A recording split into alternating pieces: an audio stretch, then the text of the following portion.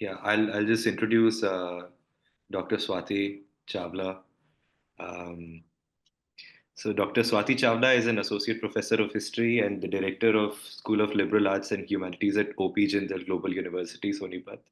She's a historian by training, and her research has focused on South Asian history, nationalism, and Tibetan exile. Dr. Chawla also holds significant interest in pedagogy. She is the assistant director at the Center for Learning and Innovative Pedagogies at Jindal.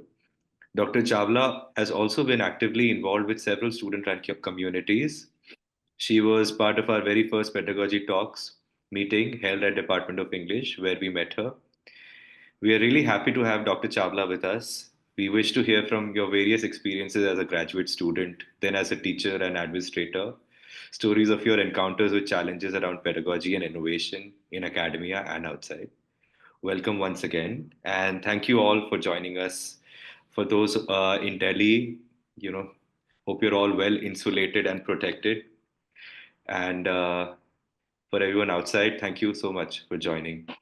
Over to you, Swati. Thank you. I see some of you are introducing yourselves on the chat, so please continue to do so. I was just asking maybe where you're joining from and what you do, just to get a sense of who's in the audience. And thanks very much for having me, Aishwarya and Afi and Ariba. It's wonderful. In fact, when I was invited for this, I started looking up Wikipedia articles as assignments, something I hadn't done, colleagues of mine have done. So, this talk, preparing for this has actually inspired me to rethink some of my pedagogy, so which is always great. So what I'm sharing with you today, I'll speak for about 20-25 minutes. So then we have another half an hour, hopefully, for a discussion.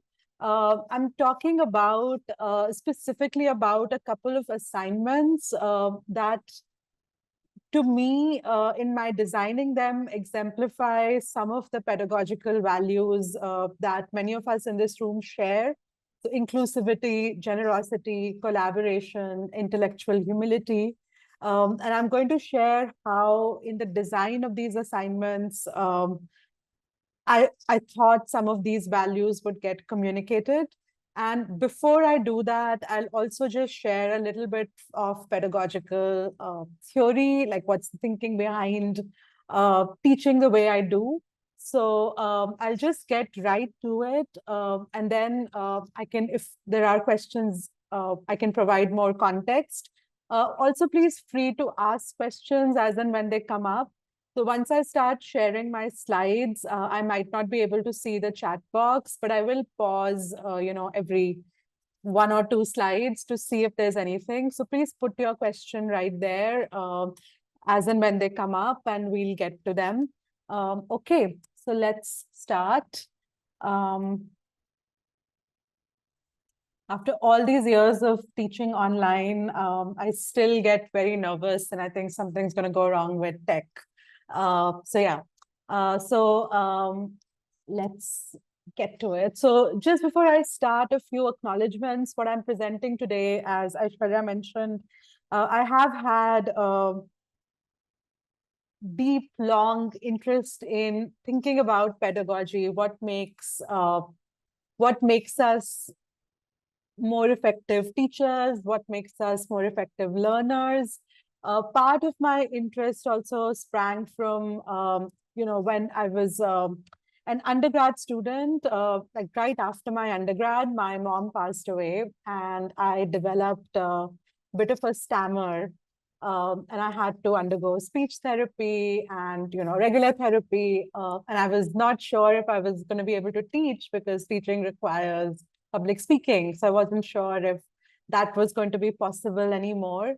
And that actually got me thinking a lot about, what is the role of the teacher in the classroom? And can one be a good teacher if one is not a good orator? Because till then, to my mind, the two were inseparable. I thought the best teachers were also performers in some way. They could hold the attention of a large class. But then, I sort of started like reading and experimenting in my own like small ways. So some of what I'm presenting today is also a result of that experience, also of my experience with mindfulness practices. You see Plum Village mentioned there, which is the tradition, as it's a Zen Buddhist tradition in which I practice. Formally, I have been trained at the Center for Teaching Excellence at the University of Virginia when I was a graduate student. And now, as Aishwarya mentioned, I am the assistant director at the Center for Learning and Innovative Pedagogy at my university, Jindal Global University. But also these exercises have been developed, through some of my training in doing public-facing scholarship. So how is it that we can communicate more effectively? And this is an important skill, I think, to teach students today with a non-specialist audience. Most of my students are not history majors. They are from across different disciplines. And I want them to be able to communicate effectively to peers in their own discipline, but also to their peers at large. So with the op-ed project and Scholars Lab at the University of Virginia, I got some of this training. And also I was a fellow with Sacred Rights, which was a year-long fellowship in communicating about religion to a non-specialist wide audience. So it's all of this that has gone into, what and how I teach. So I wanted to sort of start with that. Some of you might be familiar with the taxonomy of significant learning. What is it that constitutes effective learning? So I won't go into all the dimensions, but the only thing I want us to remember is, at least for the next 20 minutes, to remember is that there are two broad dimensions of learning, the cognitive and the affective. So most of the sort of the traditional learning that many of us, at least who grew up like I did in the 90s, who went to college in the 2000s, 2010s, were a lot of the learning was around the cognitive dimension. So mostly giving us foundational knowledge, testing our application, and sometimes integration with other courses or what we know from other spheres of life. But equally important are the affective dimensions. So how is it that we can learn how to be better learners? So lifelong learning is a phrase that's often thrown around. So how do we inculcate learning how to learn, self-directed learning? How do we inculcate caring, so to value things students might not have valued before, and learning from their peers, learning about themselves and others. So a lot of what I'm presenting today, it is from a course, it's an elective. In Jindal, we call them cross-listed electives, which means that a course that can be students from across the university, regardless of their stream, their specialization, can opt for it. So it is for, in its design for a non-specialist audience. They're not all historians. It's a course on Tibetan exile in India. And I'll talk about how some of these pedagogical values undergird the assignments that I assigned to my students in that course. Okay, so just remember the affective dimensions on the left. So some of these values are inclusivity, which you also see features in today's title. Also generosity. So generosity as an instructor, but also just as a human, with fellow humans. Intellectual humility. Also joy and ease. Why is it? I think students primarily, I'm a glass half full person, do want to enjoy learning. Nobody wants it to be a chore. So how is it that we can create more joy and more ease around the learning and the experience of the classroom and preparing for class? And autonomy, individual autonomy, and responsibility to oneself and others. So these are some of the values that, I hope these two assignments that I share, that I'm now adapting thanks to my prep for this talk and reading about Wikimedia and a Wikipedia essay as an assignment. I'm now adapting for that format. But the format that you would see I share is they were created for Twitter, formerly Twitter, now X, and one was created as a Google document. They are both annotation exercises, and they will hopefully we'll be able to see how these values feature. So I'll just share a little bit about how the course. So the course is, as I said, on Tibetan exile. I am a historian, but the course is, because it's a cross-listed elective, it includes readings from different disciplines. So history, of course, is one, but also international relations, sociology and anthropology, religious studies, and literary studies. So both the secondary and the primary sources, we draw on different disciplinary methods and outlooks to analyze them. So how is it that we can inculcate, the values of inclusivity and generosity? So I say this is from my course outline. I've just pasted, like just given you a snapshot from the course outline. Students analyze primary sources, and that's worth 40% of their grade. So that's a chunk of the grade. But they can, so these weekly primary sources, they draw on different kinds of reading. So hopefully they will include different kinds of learners. So in some weeks they're analyzing a film, and other weeks, they might be doing a poem or an archival document, a parliamentary proceeding, a speech. So hopefully, whatever your strengths are, sometimes we also look at artwork. This would include, different learning preferences, different strengths, but also, more importantly, in its design, students get to keep their top 4 scores. So in Jindal, our semester is 15 to 16 weeks, out of which, if you take out the introduction, there's a midterm, there's a final exercise, we might lose a day or two to a holiday. But they would get at least 11 to 12 worksheets, and they can do as many as they want, at least 4. And if they do more than 4, they get to keep the top scores. So this is my way of telling students it's okay if you have a bad week, a bad couple of weeks.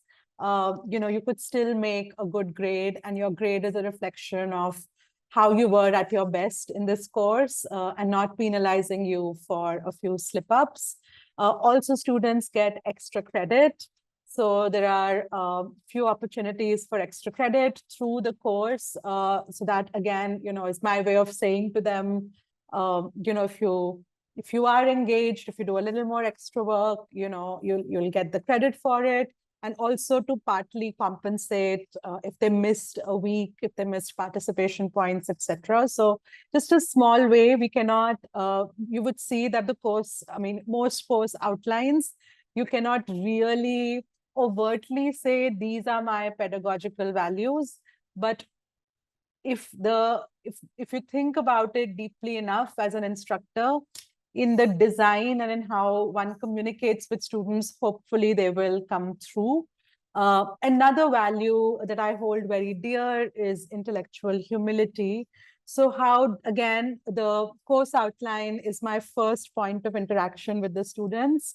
They will read the course outline even before they meet you, before they take the course, when they bid for the course. So how can I communicate to a student I have never met what my values are as an instructor and what they can expect in terms of the affective dimension of learning, affective dimensions, plural, from this course. So the first thing that you see here with the asterisks is a footnote on the very first page of the course outline, where I mention, just as I did with the acknowledgements, all the people who helped me design the course. So this is, again, a way of showing to students that we should acknowledge our intellectual debts. That's one. And the other, that nothing is created in isolation, that this is a community. The instructor, too, is part of a community. And it also acknowledges, both scholars in the field, but and also my fellow professors at Jindal who have given feedback. And it acknowledges people in the Tibetan exile community who've made, for example, their films available, or those who have platformed indie cinema. So one part of the course is watching and discussing indie films. So why is it important to watch independent films? Why not mainstream films? Scorsese has made this wonderful film on Tibet. Why not watch that? Big Hollywood production. Why should we watch indie films? And then thanking those who have platformed indie films, made our access to them possible. So that's part of cultivating intellectual humility and also a sense of community through the design of the course. I mean, again, we can't sort of hammer it down, but hopefully some of this gets communicated, when students read the course outline and as they go through the course. Joy and ease. So this also ties in with generosity. So, I have a Life Happened pass. So where students, they can, so just to read this, our classroom is a compassionate space, and sometimes personal and academic pressures can prevent a student from doing the reading, participating, etc. So they get 3 Life Happened passes. So if a course meets once a week, they get 3 passes. If a course meets twice a week, they get 4 or 5 passes. And they just have to say Life Happened, to get an extension, or they can leave the class a little early, come a little late, not participate that day and get participation points. So this is just, again, a way of saying, you don't need to give me the reason. I trust you. And let's not have, the stress of performing every day. If we can show up and be present on most days, that's fine. We all get a few passes. So that's a way of, again, communicating joy, ease, generosity, compassion as values. And finally, collaborative learning, autonomy, and responsibility. So again, this is from the course outline. All assignments are scaffolded, meaning they build on previous assignments. So the weekly worksheets that they do, they are like low stakes assignments, but they then build on to higher stakes assignments. And also part of the work is self-evaluated. So a student is given a rubric, they evaluate themselves. A part of it is peer evaluated, again, according to the rubric. And most importantly, some of the work is graded for completion, meaning if you do it, you get full points. So again, this is a way of communicating as an instructor that, I trust you to be responsible, I trust you to be honest. And the rubrics help with this learning how to learn dimensions. They help students become self-directed learners. Also transparency. What is it that you are getting graded on? How are you getting graded?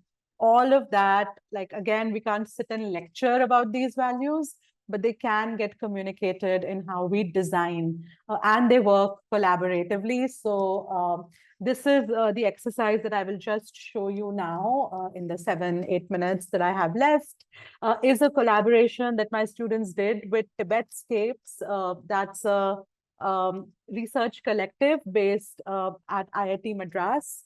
I am an adjunct member of Tibetscapes, but Tibetscapes trained my students on how to write rich multimedia threads for Twitter at the time. And now, like I said, I'm going to adapt this for Wikipedia, so they can write a Wikipedia entry, an essay on a primary source.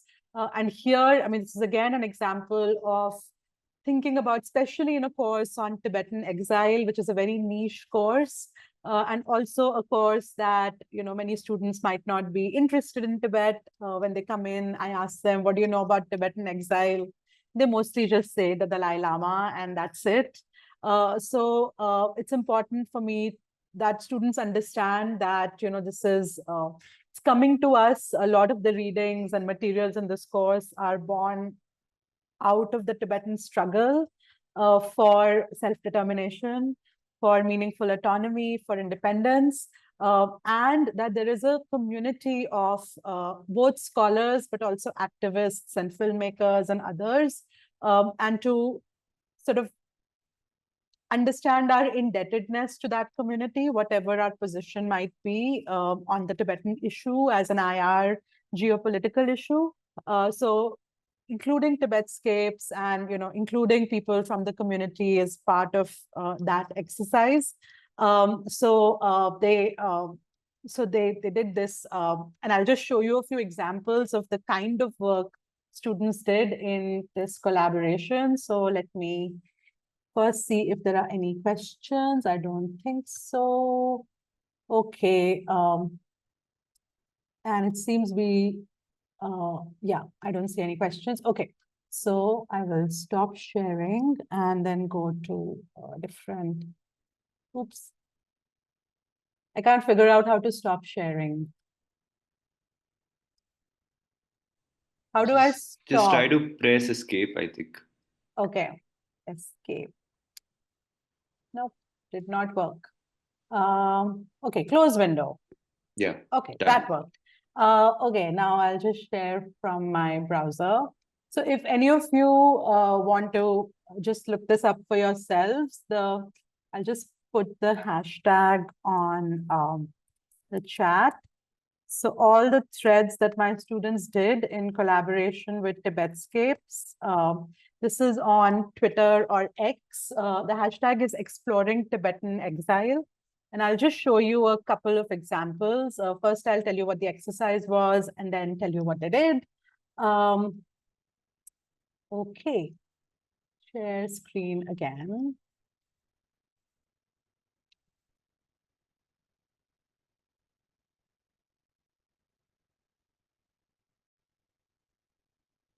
Sorry about being a little clumsy with this.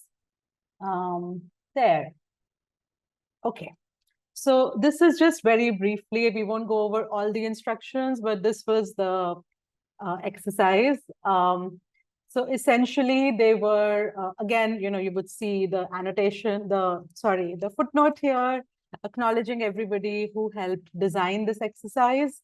So essentially students analyzed or annotated primary sources. So these were sources we read through the course. They were, like I said, fiction, poetry, archival materials, parliamentary proceedings, etc. And this was the rubric. So students evaluated themselves, and then I evaluated them. If the difference in the two scores was less than 10%, then they got to keep the higher score, whether it was their own or mine. And if the difference is more than 10%, then I usually invite the student for a conversation.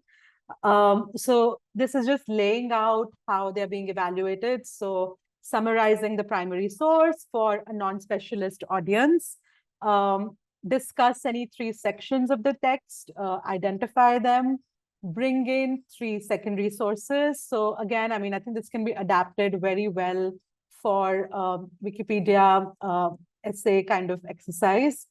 Include visual or multimedia texts, hat tip other scholars, other links, and then bonus points if you include a map or a GIF, which works well for Twitter, but might not work well for other media. And then asking students how this connects to the course objectives and the course themes. So that's part of the grade. And then professional conduct. So this is again part of the, the values we spoke about, responsibility, accountability to ourselves and others. So did you attend office hours? Were you prepared? Did you submit a full draft on time? And then overall, was this an engaging piece of work? So that was those were the instructions. Now let's just see maybe just 1 or 2, like quickly, you can look them up for yourself later. Couple of threads. So this is the sort of the thread of threads that I'm showing you. So this was in 2022 that we last did this. After that, I had to do for the last iteration of the course an in-class exercise. So we could not incorporate Twitter, but we essentially followed the same principles and annotated a primary source. So I'll show you the first thread that Tibetscapes put up, and students could decide whether or not they wanted their names to be shared. So the thread itself was written on a spreadsheet on MS Excel, but it was after the students got the grade for the course that they could decide whether or not they wanted to publish it, and if they wanted to publish it with their names. So, we cannot expect a student, I mean, there are always risks of appearing online. So a student could opt out if they wanted of the thread actually being posted online, but they still got the training on how to do it and how to do an annotation of a primary source. So this was a collection of poems by Tibetan poet Tenzing Sundu. The collection is called Kora, and it starts with, like I said, I think this can be adapted very well for a Wikipedia entry. So it starts with laying out the context, where was he born? How was this collection produced? What was the context of its production, etc.? What does the word Kora mean? Links to some of his interviews, maybe news clippings about his activist work, about his commitment to a free Tibet. And then it goes to annotating sections of a couple of poems. So here, you can paste the poem because the medium allows you to do so. In a traditional essay, you would either include a footnote or you would include an extended quotation from the text. And then, it basically goes on. So this one is a different poem, When It Rains in Dharamshala. So it annotates 3 poems and it provides the context and then sort of opens up into other works. And then it also connects to, so here it incorporates a thread that another student had done in the previous year on another Tibetan poet, Kesang, and she had annotated her couple of poems from her book, Broken Portraits. So again, this medium allows us to very seamlessly cross-reference, and for students to, allows them to go back and forth, to build on what others have done. And to work collaboratively. So that's one exercise. And, I'll just take 2 more minutes and show you one more collaborative exercise that my students did. This is for a course, our History Foundations course, which is a compulsory course that all incoming undergraduate students take. And towards so it sort of ends with the modern period, the post-independence period. And those of you who grew up in India and who grew up, maybe in the 90s, 80s or 90s would remember this song, Mile Sur Mera Tumhara, that would play on Doordarshan and on All India Radio. So what students did was, and this is again, it's a class where we have students from all over India. In this particular class, we didn't have any overseas students. We do sometimes, but not when I assigned this exercise. So students annotated or sort of made a table on that song. So between them, they spoke 12 to 15, over a dozen languages that are spoken in South Asia. So those of you who are familiar with this song would know that, there are the lyrics are, it's basically the same refrain. Your tune and my tune together make, our tune. It's my very bad translation, but it's the same refrain in different languages. And in the song, the video traverses different parts of India. So the first thing they did collaboratively, with all the languages that they knew was to, just write down. So I time-stamped it, but just to write down, what do you see? What do you hear? What language is this? Transcribe the lyrics and mention the language. And then what themes, does this draw on? So once they filled this out collaboratively, then they answered some of these questions. What's the idea of India that emerges from this video? Why would the government sponsor, produce and disseminate a video like this? Who is its intended audience? Who does it leave out? Who does it include? What contradictions, might this song be obfuscating? And how can we understand this in relation to what we did in the class? So we talked about ethno-linguistic nationalisms, redrawing of state boundaries, etc. So this is a proper history assignment. So this is the assignment, and I'll just give you a glimpse of what students did. So again, collaboratively, they could identify all the languages in the song, almost all. Sometimes they could also identify, what region from a particular state, uh, identified most of the people in this song, which was surprising to me because none of my students were born when the song came out, but somehow, and when we did this in the COVID years, they could also call their parents. And the parents could identify, some people who are featured in the song.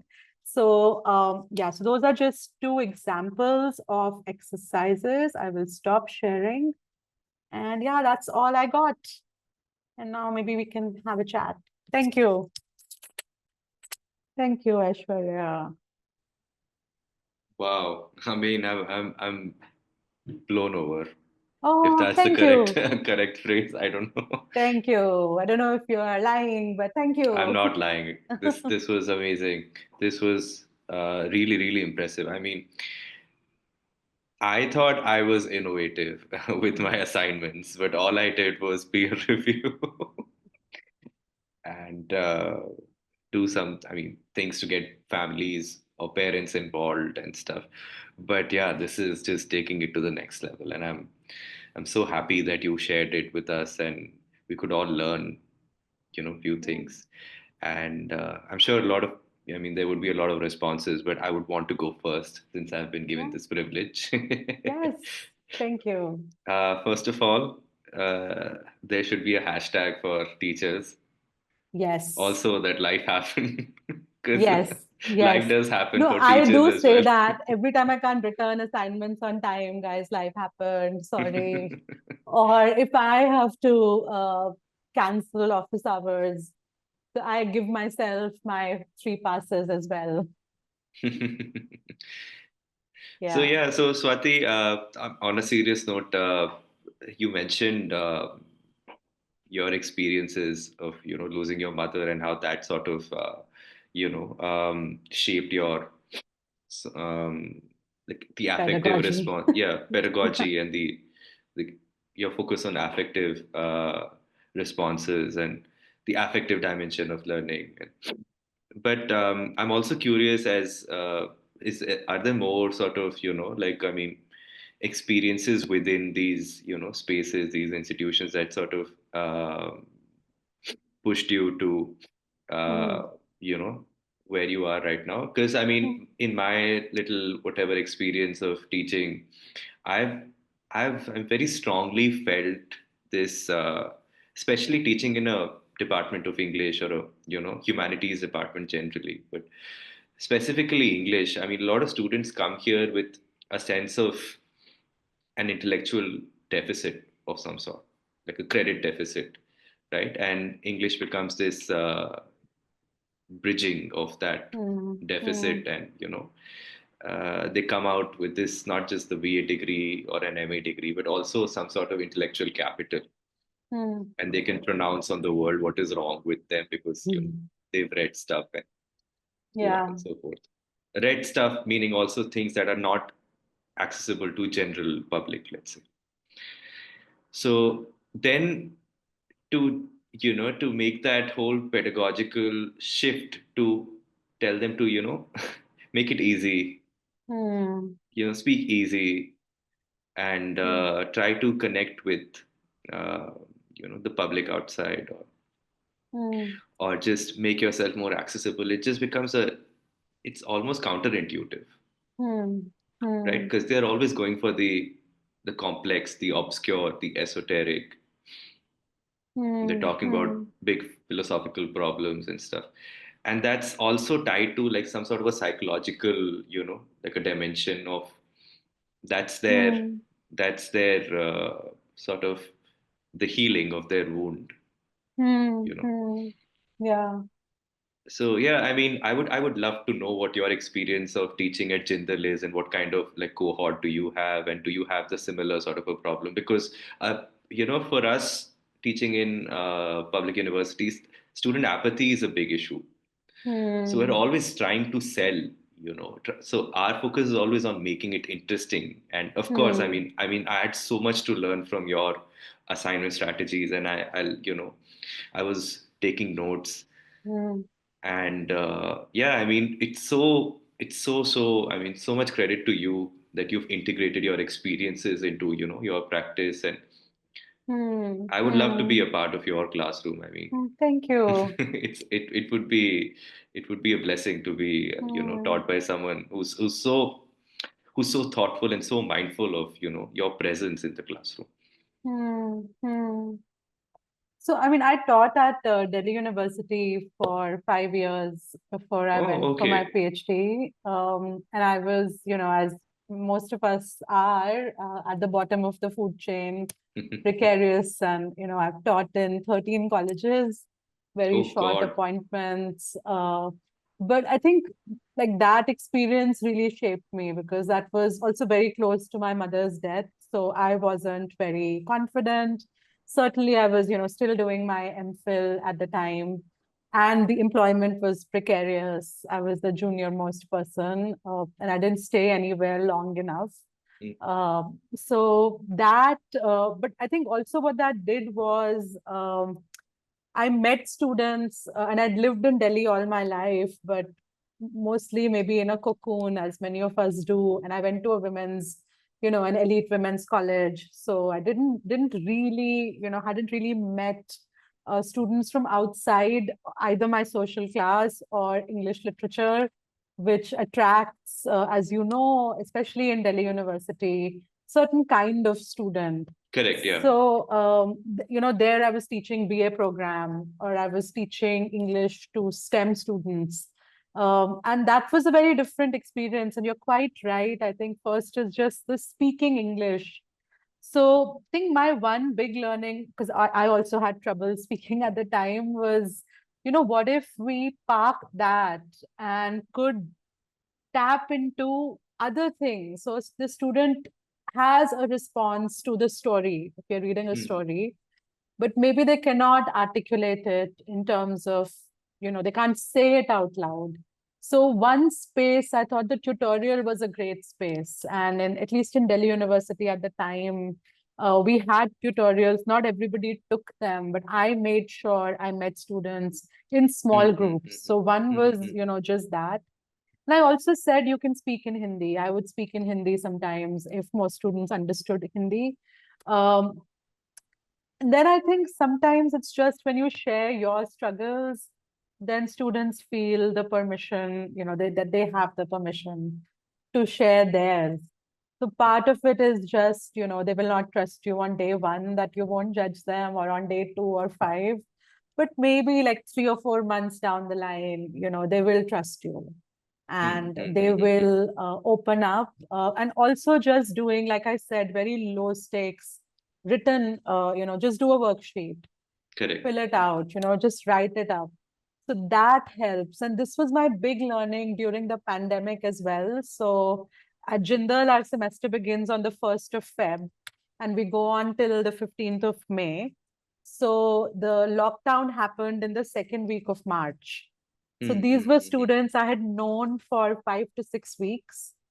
And we went online, and I suddenly saw students who had never participated in class are now participating on the chat. Mm, They're mm, being mm, very mm, mm. active, or, they're like giving thumbs up, they're more engaged. And I Yeah. thought, wow, so maybe I thought, okay, no, it's terrible. I can't see their faces, I can't hear them. That's also liberating for some students. So to just be able to participate on the chat, to not have to show your face if you're shy or for any reason. So, in fact, the Mile Sur Mera exercise, Mera Tumhara exercise was developed because of that. So, how can I listen to students who don't want to speak or who want Mm, to, mm, mm, mm. share in other ways? And also, how can we bring the home, which is where they are, which is their context, Correct. Yeah. into and not create this artificial boundary? Because many of them, didn't have a private room, or there was a room that they were sharing with a sibling Correct. or a Yeah. parent, Yeah. or so, instead of walling it out, let's bring it in. How can we bring it in? Correct. And same with their devices. So with the Millia Islamia exercise, like go, like call, like text your parents, call a grandparent, like ask, like who are these people? So, why not? So I think some was, and the other experience that really shaped me, that I can't really pinpoint what exactly I do differently, but so this was in the US, the experience of going to the gym. So Mm-hmm. I was at the time 23 kilos overweight and really struggling, with body image and also, sort of the real consequences. I can what risk of diabetes, cholesterol, like borderline, whatever, tests. And I started taking group exercise classes. And I had been a straight A student, college topper, school topper. And here I was the most unfit. The teacher would say, pair up, and no one would pair with me, So I had never had this experience. I was always popular.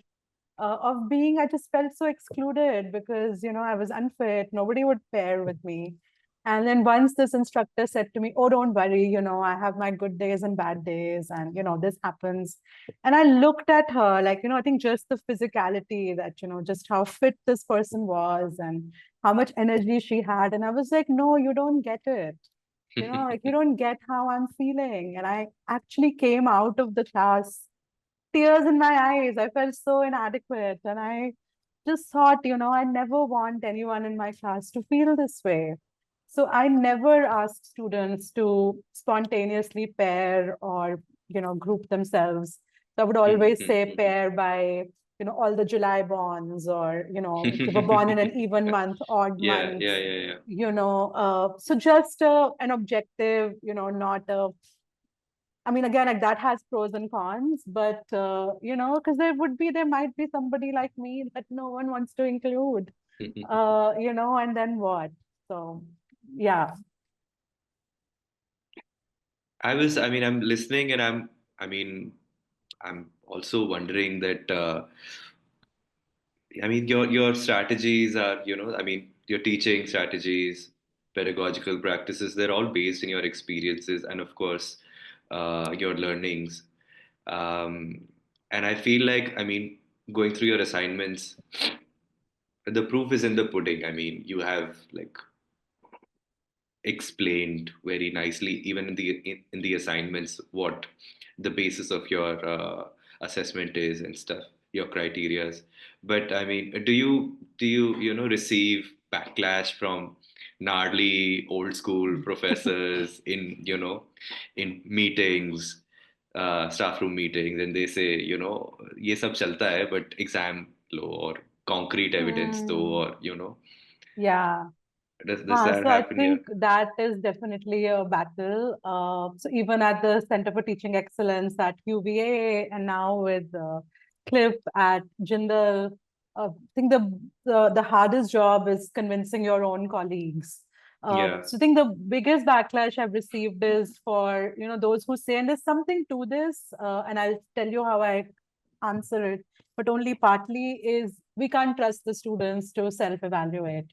They will game. They'll game it, or they'll not be honest. They'll just give themselves full points. And then what do we do? So I do recognize that actually a lot of how I teach will not work in a classroom of 200 students, even 60 Okay. Yeah. students. Yeah. So at Jindal, the electives in my school are capped at about 25.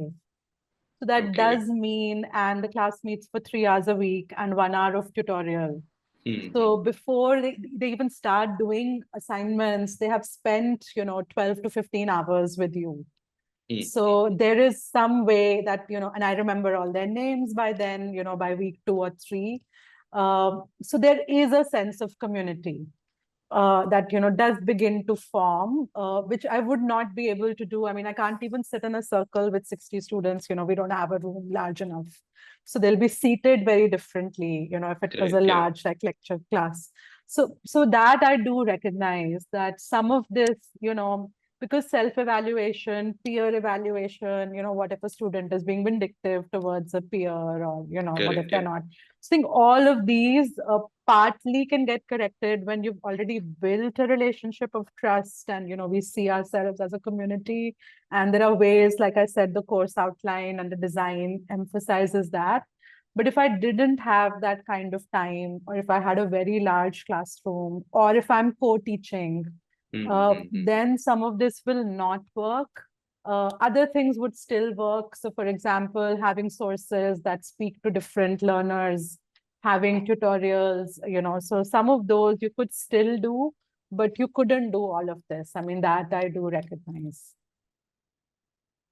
I mean, it also sort of ties up with the issue of like, digital literacy also. I mean, um, I think this generation especially is like all generations. I mean, progressively they're better adept to, Hmm.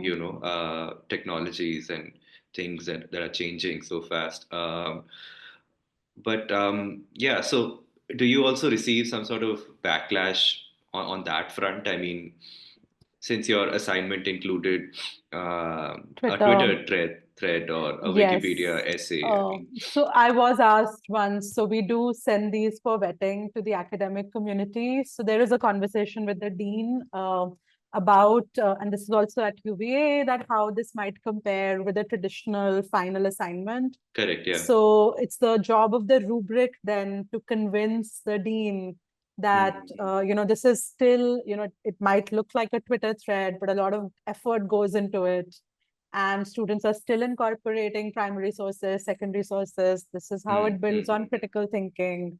This is how it builds on research, on Yeah, collaborative learning. So yeah, part of it is, I think, the job of the rubric, because without it, it might seem like, a third of the grade is what, writing a Twitter thread. But if you see everything that goes into it, and yeah. also how the filling of the rubric is part of the exercise, so that's not extraneous. So then I think, so I'm also lucky that my department, again, it's a small department, Yeah. and we all, because we are a small department, we all have the ear of the dean, that, we can actually sit with our seniors and, sit for a meeting, go over the assignment collaboratively. Again, it might not work if it's a very large department. And it also might not work if it's a foundation course, which has, specific students have to show mastery of these 5 canonical texts. Or, they have to do, Correct, like, yeah. all 4 sections have to do the same thing. So it won't work in spaces like that. So again, I do recognize that, it's not a one size fits all. Correct. And I mean, just my final question, and we haven't really mentioned the elephant in the room, which is ChatGPT. And but I feel like you have nicely sort of negotiated with that and Yeah, moved because they away from, yeah, handwrite. They yeah. have to handwrite everything. And also Uh, a Twitter thread is, I thread, mean, yeah. So what are you going is to? more engaging and Yeah. So I think it's also because you have to pick a text that we did in the class. yeah. And most of these are not texts that are very widely available. So if it's an archival document, Mm-hmm. ChatGPT can't annotate it for you. Okay. You have to do it yourself. And if you have to still show that you are drawing on 3 secondary sources that we read in class, and tell me what Mm-hmm. section of the secondary source connects to what section of the primary source. So I think ChatGPT is not a challenge for teaching, it's a challenge for evaluation. Assessment, yeah, It's for fair point. assessment. So, you just have to design assignments. And Mm-hmm. most of I also do course binders, so physical binders, Yeah, that's very um, important, I guess. Yeah. and worksheets, which they have to fill out by hand in class. It's partly, that takes care of it. But again, it won't work in a different kind of course. Afi having an identity crisis because Afi has poor handwriting. Is that the joke?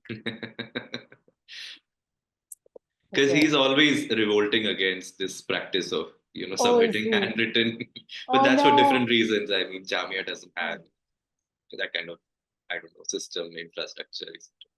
Yeah. Okay. I mean, thank you so much, Swati. Thank you so much, Aishwarya, for these These were, questions.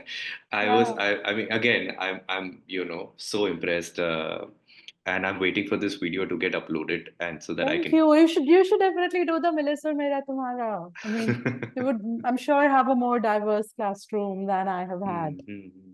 Yeah, Sure, and see sure. how they respond to it, like all these years later. Absolutely. Yeah. So, Swati, now, I mean, I'm sure there would be more questions Yeah, from, let's open it up. yeah, so let's open it Questions, up. backlash, compliments, anything. Any kind of observations also are invited. Yeah. Anything that you found useful, you could take with Yeah, hi you. Swati. This is Hi, Aparna. Aparna. Hi. Hi. So, since you mentioned a lot about Tibetan culture and tradition in your presentation, and also about, related to the Tibetan exile project. So I was wondering because, there was a lot of news recently doing the rounds about Tibetan Buddhist philosophy or Tibetan philosophical traditions specifically. I'm not very familiar with it. My apologies. But we had, controversial quote unquote figures like Sadhguru talking about Milarepa and others. So I was just wondering if that had also like shaped and perhaps, kind of influenced not just pedagogical values, but specifically the kind of research work that maybe your students and even you have been involved in. Does that make sense? Does it relate to? Sure, yeah. So this particular one I wasn't aware of. Milarepa, we don't quite study. We're mostly looking at contemporary Tibetan exile. But I think to your larger question about how do contemporary controversies inform what we do in the class, so I'll just give you one For that example. matter, or Sorry. for that matter, local Tibetan traditions, indigenous local Tibetan historical traditions, maybe. How have they, because a lot of your pedagogical values also seem to be, seem to resonate with the gems in those traditions. I mean, to put it So there is, very of course, a crudely. little bit of like, I think I mentioned in the beginning, so what does one get from, so, as a practicing Buddhist, so there are things I draw from the Buddhist practice. So, one is, compassion is as a value, generosity as another value. So those are integrated in the way the course is constructed. But also when you asked the question, I was reminded of just last year, there was a big controversy about the Dalai Lama, and actually a few years before that also, he had done this BBC interview and there was a controversy about two statements he made in that interview and they went viral on social media. They became, the BBC Dalai Lama became a hashtag. So one of my students, just as you are asking this question, in the first week of the course, a student said, Professor, I read this in the newspaper the other day. Can we discuss it in class? And one advantage of, I didn't really get to talk about this, but one of the principles, pedagogical principles is also what is called backward course design, which means that your loyalty is to the course objectives and not to specific readings or sources. So if the broad course objective was that students understand contemporary Tibetan exile, and in order to incorporate the BBC interview, if I have to get rid of another reading or another video or another source, that's fine. So the course in that sense is very flexible. So I actually brought in that interview and we read a few responses and we read some of the hashtag BBC Dalai Lama on Twitter and on other social media. And we had a discussion about it. And in subsequent iterations of the course, in the footnote, I included the name of the student. And I said that it's because of this student that, we designed this exercise because she asked a question. So in that sense, I think the course can remain responsive to what students are bringing in, because it's not frozen in time. Like the readings are not frozen. So yeah, but I don't know. I hope that's sorry. Because no, you're right. I mean, like I was just thinking that the cultures we're referring to are so alive and organic and constantly evolving. Yeah, so it will be hard to just close off the course as Yeah, such. yeah, absolutely, I would just absolutely. like to congratulate you for your, you have this sense of candidness and frankness about you. I'm sure the students find that extremely heartwarming. And also because I've heard from peers who teach in small towns that, it's the honesty and the directness of the teacher that really helps them open up, especially in humanities, arts, social sciences kind of environment. So I'm Thank sure they you. are in love with you entirely. That was Thank just you. my little bit. Sorry for Thank you. It's overspeaking. very, not at all. Thank you. Glory has a question. Students can treat the course with laxity. I think that's a very good question. I also often wonder if, students would think this is too easy. So the way around that, Glory, is just very detailed rubrics.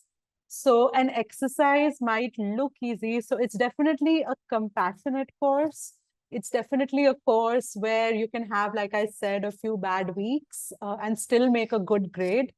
But it's not an easy course. And I think that is important to communicate. So one way I do it is to have very, very detailed rubrics for every assignment. So for example, students do map work, which is worth 10 marks. And I tell them that, they can fill out any 50 places on the map that they encounter in their readings. So, they could just do it from 2 weeks worth of readings, but I say no, these places have to refer to at least 2 readings per module.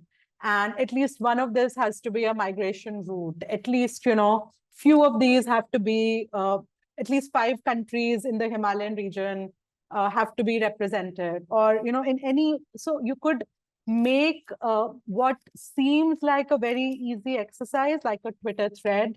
But if you give them a very detailed rubric, that there are 2 points for each secondary source, that you cite correctly, then it helps communicate to the student and also importantly to your peers, especially when you are, junior faculty, that, that this is still a very rigorous course.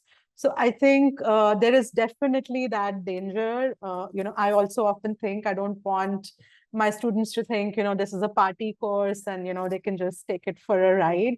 But I think by week 2 or 3, they begin to appreciate. So even if they get to, like, for example, keep the top 4 or 5 scores for the worksheet, each worksheet requires 4 to 5 hours of work. So, and 5 marks for classwork, 5 marks for homework. So I think they do begin to understand very soon that this is not, that, it's compassionate and it's inclusive and there's a lot of flexibility and leeway, but you still need to put in the work. The other way that we communicate it is through scaffolding the assignments. So then students know that, if they don't work week after week, there is really no midterm or final that will rescue them. So they still have to, all assignments draw on previous weeks of work, like that's the nature of the course, a lot of cross-referencing even within assignments. So these are like small ways in which we can communicate that this is not easy, even when it is, like I said, flexible and inclusive and compassionate. So I hope that addresses your question a little bit. Monib?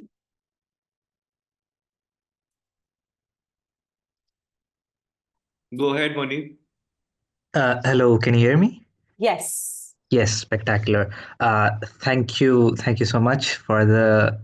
I mean, it gives me a lot of ideas for things I hopefully will be able to do one day in class. What do you do, Mani? I am doing. I'm currently a PhD scholar in the Department of English, Jamia. Okay. Okay. And what I am. What I was really curious about as you were explaining your course and all the how, like, what I was fascinated by is how detailed it is. Like, it's the course module essentially, like I can imagine it as a small book itself. Yeah, it is Thick. 17 pages. Yeah.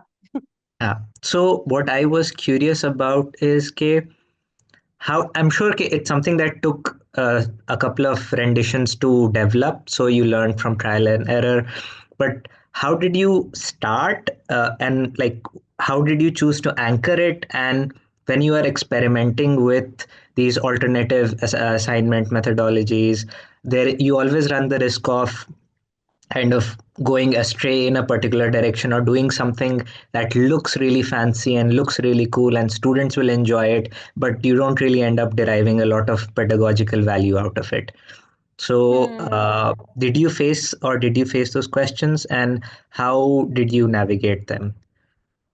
So I think trial and error really. So there have been, readings or assignments that just fell apart. So I actually just posted the course outline on the chat. So maybe we can look at it together. And if there are any questions, people can ask. So since I made the presentation, I think some of the things, you would see have changed over the years. But so I think one is trial and error. The other is also that I take very detailed feedback twice. So again, the feedback has 40-45 questions and students spend 15 to 20 minutes. This is a Google form, so it's anonymous. But I do ask, before I give them attendance for the day, I ask for a screenshot of having submitted the form. So I tell them, you don't have to say nice things about the course, but you do have to fill out the feedback form. So there I ask what is working, what's not working. So one thing that has changed, for example, was worksheets used to be worth 3 marks, 3 marks per worksheet, and they had to do 8 out of, 8 or 9, I don't remember now, but many more. So, they could skip fewer weeks. And year after year, students would say, so one of the questions I ask is, are the marks allotted to an assignment commensurate with the effort that you put? And year after year, students would say, no, 3 marks is not enough. I made it 5, I made it 8, then I made it 10. And I think 10 is now the sweet spot, and 5 weeks out of, the 12, like top 5 became the sweet spot. So there were things which, the other thing that I learned is, so you tend to when, especially, you start, I started teaching when I was doing my MPhil and PhD, and I was myself reading so much, but I forgot just how much time it takes to really read something for the first time. So especially if it's a course in your area, there is very little that, is unfamiliar to you. So that is a feedback. So in the worksheets, I say to students that, so for example, if a worksheet has 5 questions, I say that there is no word limit. Attempt as much as you can in 3 to 4 hours. So for a 4-credit course, a student is supposed to spend about 4 hours preparing for it. So that's how the university, if you're a full-time student, doing 20 credits a semester, you're working 40 hours. Roughly that's the assumption. So I say that if you couldn't complete the reading and fill out the worksheet in roughly 4 hours, let me know. So that's feedback for next time. So some readings are very complex, it requires students to do a little bit of background work, or, to reread. So in that case, and that as an instructor, you don't always know, to you, it might not be foreign anymore.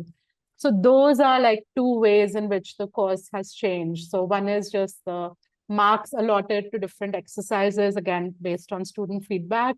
And second, the length and the complexity of some of the readings. Does that answer your question, Monique?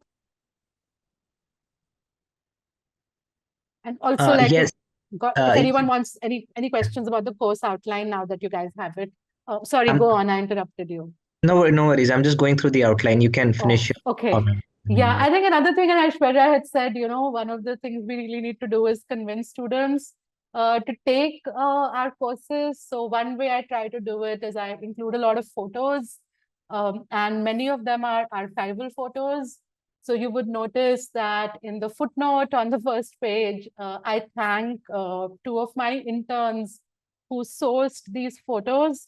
So if the course outline takes a lot of time to prepare, as this one did, it makes sense to spend time in class with the course outline.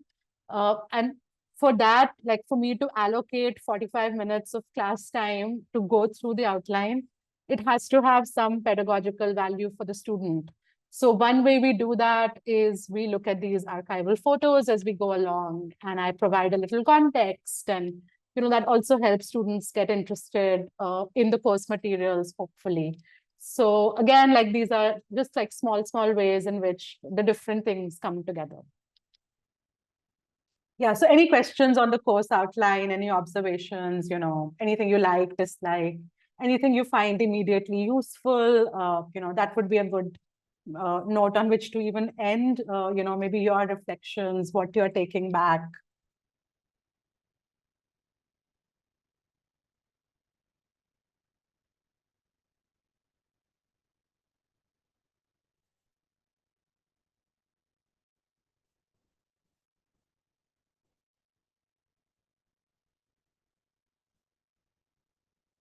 We are all definitely taking back the course outline because we're so impressed by it.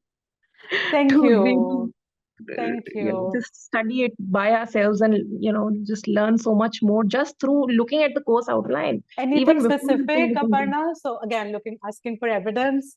Anything specific, however small, that you are taking back from the course outline, Aparna?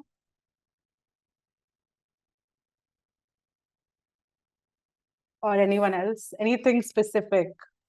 Yes, Vishwa Bharati and Shanti Niketan, what you mentioned about the problems with heritage heritage studies. That portion to me is very, it's quite unique and, in its scope. And also, I just looked up, the student that you'd mentioned and how the controversy kind of added to the course outline that you created. Yeah. So Glory had a question. Manage differentiation of instruction in case of special needs. So one is, I think, Glory, just reiterating the university policy. So if you have any special needs, you can get accommodations. So, like whatever form that takes, whether it's more time on an assignment. Also, I think one way I do it is, since this is a course that is taught in Sonipat, Delhi is very close to us, Majnu Ka Tira, where the Tibetan settlement is. And often students say, let's have a field trip. Also, maybe let's go to Dharamshala, which is, an overnight bus or a flight. And I resist it. I say no, because I understand that too leaves out many students who might have special needs. So Majnu Ka Tila, for example, is not very accessible if you have any mobility related needs.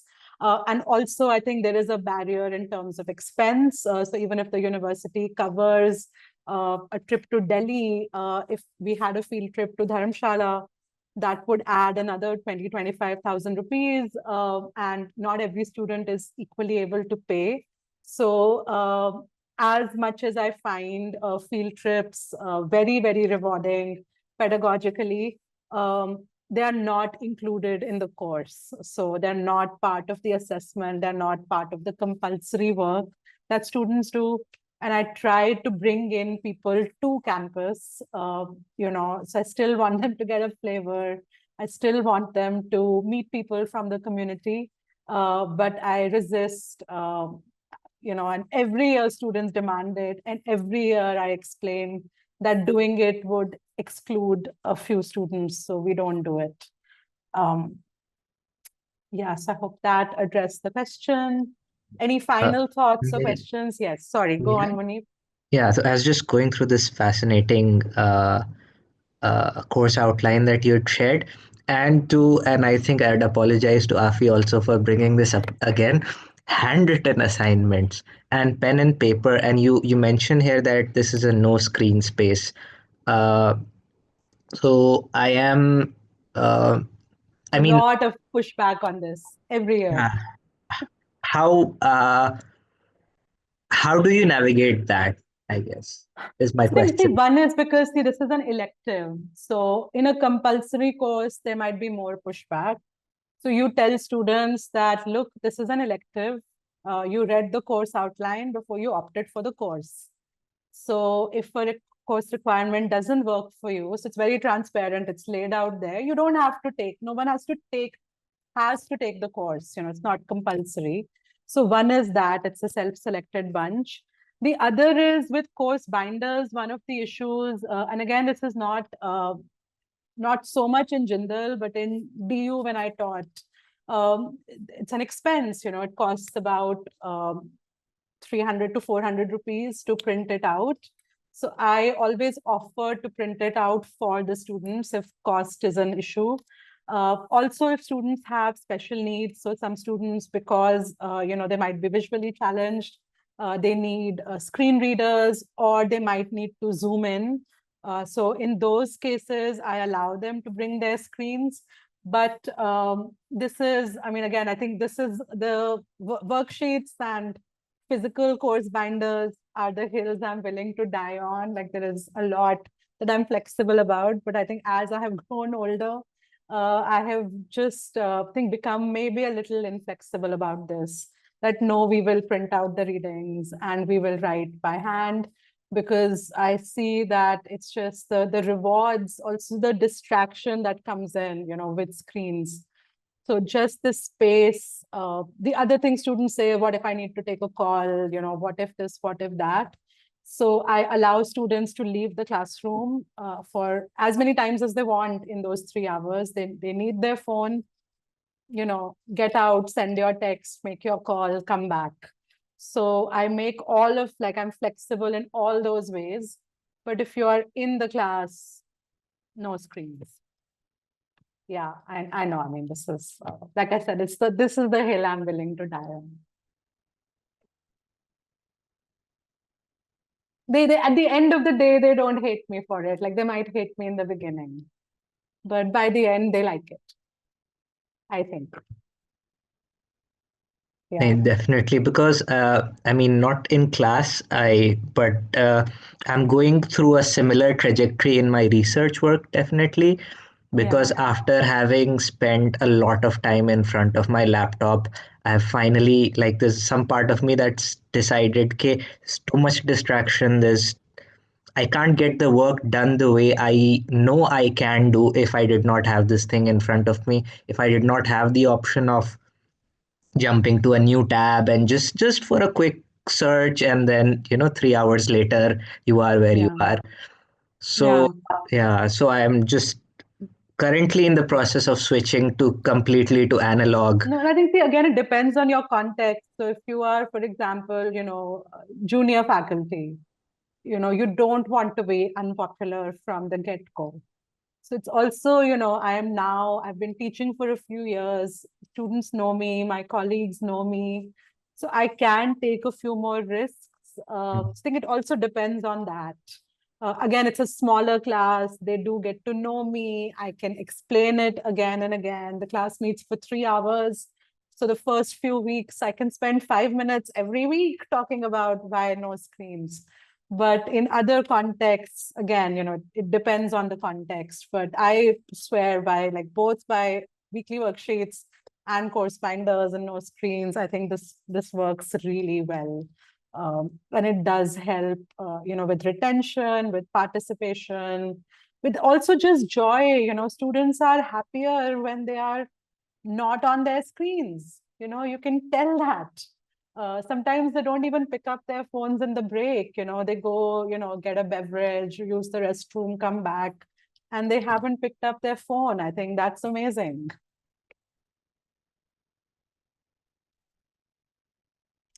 Any other thoughts, guys, on the course outline or anything? Aishwarya, sorry, should be closed. Yeah, I think we're really gone over. We have like a little shortage of time here, but I feel if we do have any more questions, we can of course write to you and reach out to you that way. Yeah, absolutely. And just to again, just to summarize and maybe rehash the feelings that is a kind of a consensus amongst us, is that we were really honored to have Dr. Swati Chawla amongst us, and to learn from her and, her varied experiences as, wearing different hats and the kind of integrative approach with, that she brings is something that, we can always learn from. I'm deeply inspired. And I'm sure a lot of us are as well. And of course, we can continue this conversation with Dr. Swati, and maybe we can invite her again for a Absolutely. I would love to longer come, and conversation. also I'll design it as a Wikipedia essay and tell you how that went. Yeah, that would be great. We'd love that Yeah. feedback. Yeah. Yeah. All right, everyone. Thank you Okay. for joining. Thanks, everyone. Yeah. See you again Bye. soon. Yeah. Bye. See you. Bye.